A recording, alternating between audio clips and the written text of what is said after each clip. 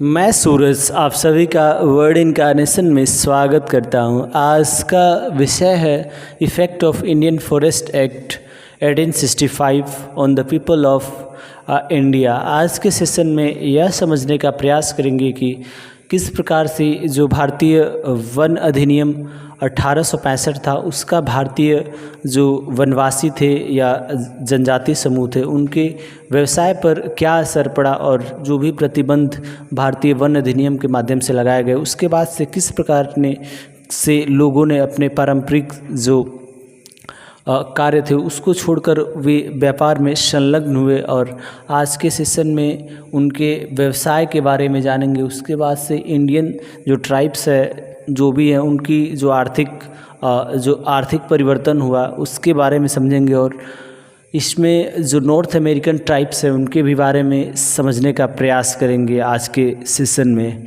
सबसे पहले बात करते हैं ऑक्यूपेशन की बात की जाए तो सामान्यतः जो भी ड्वेलर्स यानी वनवासी थे भारतीय, वे पहले पारंपरिक तौर से या पारंपरिक तरीके से अपनी जीविका का संचालन करते थे या चलाते थे। जो भी वनों में कंदमूल, फल फूल या जानवर होते थे उनका शिकार करके अपनी जीविका चलाने का कार्य करते थे।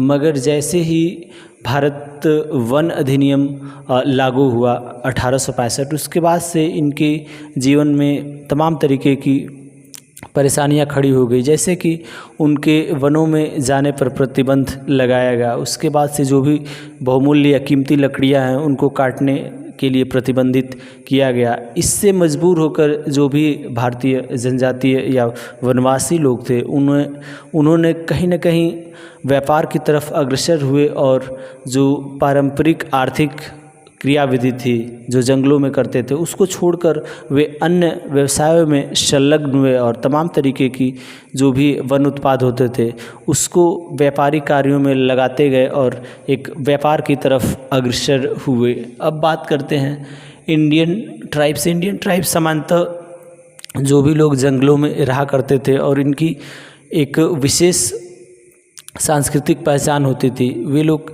किसी भी प्रकार के जो नीति या जो सरकार के नियम है उनसे कोई उनका संबंध नहीं था। वे अपने पारंपरिक तरीके से अपने जीवन का निर्वहन करते थे। इस तरीके के लोगों को ही सामान्यतः इंडियन ट्राइब्स बोला गया। और जैसे ही वन अधिनियम लागू हुआ उसके बाद से इनकी जीवन शैली में परिवर्तन आया और वे सरकार की जो विकास की मुख्य धारा थी उससे जुड़ने का कार्य किया और अपने पारंपरिक व्यवसाय को बदलने का कार्य किया।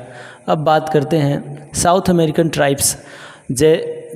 जो भी ब्रिटिशर्स थे जैसे जैसे वे जो भी अलग देश थे उनको अपने नियंत्रण में लेते गए तो जो वहाँ का वन था उस पर तमाम तरीके के फॉरेस्ट एक्ट के माध्यम से अपना नियंत्रण स्थापित करते गए। और धीरे धीरे जो वहाँ के ड्वेलर्स थे या जो मूल लोग थे उनके आवाजाही पर जंगलों में रोक लगाते गए। उसके बाद से जो भी जंगलों में जनजातीय लोग रहते थे उनको यह आभास हुआ कि कहीं न कहीं जो हमारा पारंपरिक व्यवसाय है इसमें कुछ न कुछ परिवर्तन करना पड़ेगा। जो भी पुरानी आर्थिक क्रियाएं हैं उनमें परिवर्तन करना पड़ेगा। जिसके बाद से जो नॉर्थ अमेरिका ब्राज़ील में है वहाँ लोगों ने जो भी रबर के पेड़ से लेटेक्स निकाला जाता था उसको व्यापारिक क्रियाविधि में लगाए और व्यापार करना स्टार्ट कर दिया। उसके बाद से एक नई विचारधारा प्रारंभ हुई जीविका चलाने के लिए, जिसके माध्यम से अब जो जंगली जीवन था उसमें कहीं ना कहीं एक बहुत बड़ा परिवर्तन देखने को मिला और वे लोग आधुनिक दुनिया के तरफ या आधुनिक संस्कृति के तरफ अग्रसर हुए। अब बात करते हैं कॉमर्शियल मोनोपोली एक ऐसी नीति है जिसके माध्यम से किसी भी व्यक्ति को या किसी भी संस्थान को एक संपूर्ण या पूर्णतः व्यापारिक अधिकार दिया जाता है जिसके अलावा दूसरा कोई व्यापार नहीं कर सकता है।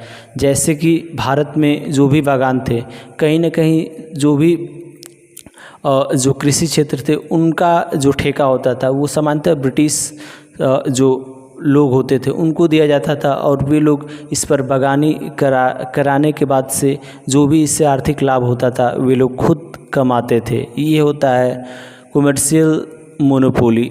धन्यवाद।